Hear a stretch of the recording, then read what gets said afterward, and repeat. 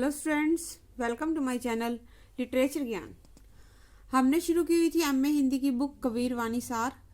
आज का हमारा मुख्य विषय है संत काव्य और कबीर, जिसका प्रश्न है संत काव्य की ज्ञान मार्गी काव्य धारा की प्रमुख विशेषताओं पर प्रकाश डालते हुए स्पष्ट करो कि इन कवियों में सर्वाधिक योगदान कबीर का ही है तथा वह इस भाषा के सुमेरु हैं।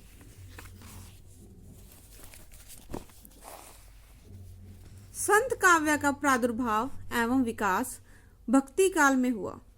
संत शब्द का संबंध प्राय सन, शांत, सत और आंग्ल भाषा के सेंट आदि विविध शब्दों से जोड़ा गया है। यूं तो भारतीय परंपरा में कई प्रकार के संत बताए हैं, यथा ऋषि संत, राजा संत, सुधारक और ज्ञानी संत, देवकोटि के संत, साधारण वर्णों के संत, नारी संत और पशु पक्षी संत आदि। संत शब्द आजकल ऐसे ज्ञानी भक्तों की परिभाषिक संज्ञा बन गया है जो नीची जातियों में उत्पन्न हुए हैं, ब्राह्मण वेद में आस्था नहीं रखते, जात पात के बंधनों को अस्वीकार करते हैं। आज संत कबीर के किसी अनुयायी या कबीर जैसी कथनी करने वाले किसी भक्त को अपना गुरु मानते हैं। इस प्रकार कबीर को संत और उनकी रचनाओं को संत काव्य कहा जाने लगा, जो कालांतर में रूढ़ ही बन गया। कबीर का काव्य परवर्ती संत कवियों के लिए आदर्श रूप सिद्ध हुआ और उसकी एक परंपरा चल पड़ी। कबीर जी को संत मत के प्रमुख तथा प्रतिनिधि कवि होने का गौरव प्राप्त है।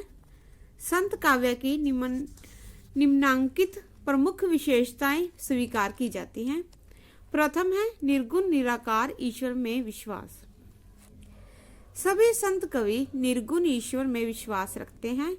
उनके मत अनुसार ईश्वर घट घट में विद्यमान है, उसकी लीला अपरंपार है, उसकी महिमा का गान करना अधिक कठिन है। कबीर के शब्दों में, निर्गुण राम जपो रे भाई, अवगत की गति लखी ना जाए।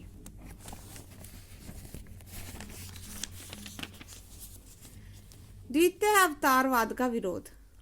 संतों ने बहुदेववाद और अवतारवाद की भावना का खंडन किया है।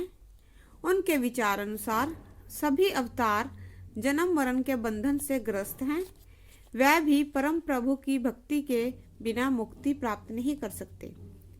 कबीर कहते हैं, अक्षय पुरुष एक पेड़ है, निर्जन बाकी डार, त्रिदेवा शाखा भय, पात भया संसार। तृतीय है सतगुरु का महत्व। संत कवियों ने गुरु को वह शक्ति माना है जो भगत की अज्ञानता को दूर करके उसको सच्चा ज्ञान प्रदान करती है। संत कवियों ने प्रभु की प्राप्ति के लिए गुरु को सच्चा सहायक माना है। गुरु ही साधक के मन में प्रभु के लिए विरह जगाता है और वही प्रभु तक पहुंचने के लिए मार्ग बताता है।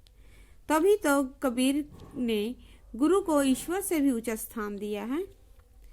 गुरु गोविंद दो खड़े, काके लागू पाए, बलिहारी गुरु आपने, जिन गोविंद दियो मिलाए। चतुर्थ, जात पात का विरोध। संतों ने जात पात के भेदभाव का खुलकर विरोध किया। उनके मत अनुसार सभी परमात्मा की संतान हैं और सभी को ईश्वर प्राप्ति का समान अधिकार है। जात पात पूछे नहीं कोई, हरि को भजिए सो हरि का होई। पंचम है रूढ़ियां और आडंबरों का विरोध। संत कवियों ने अपने युगीन समाज को आंखें खोल कर देखा और उसके सच्चे रूप को जनता के सामने जैसा का तैसा रख दिया। इन्होंने मूर्ति पूजा, नमाज, रोजा, तिलक माला, मक्का मदीना, कुरान पुराण आदि का बड़ा कठोरता से विरोध किया। मूर्ति पूजा का खंडन करते हुए कबीर जी कहते हैं, पाहन पूजे हरि मिले, मैं तो पूजू पहाड़, ताते व चाकी भली, पीस खाए संसार। इतना ही नहीं, वह मुसलमानों की बांग देने की प्रथा पर व्यंग करते हैं। कंकड़ पाथर जोड़ के मस्जिद ले बनाए, ताचड़ मुल्ला बांग दे, क्या बहरा हुआ खुदाए। धन्यवाद।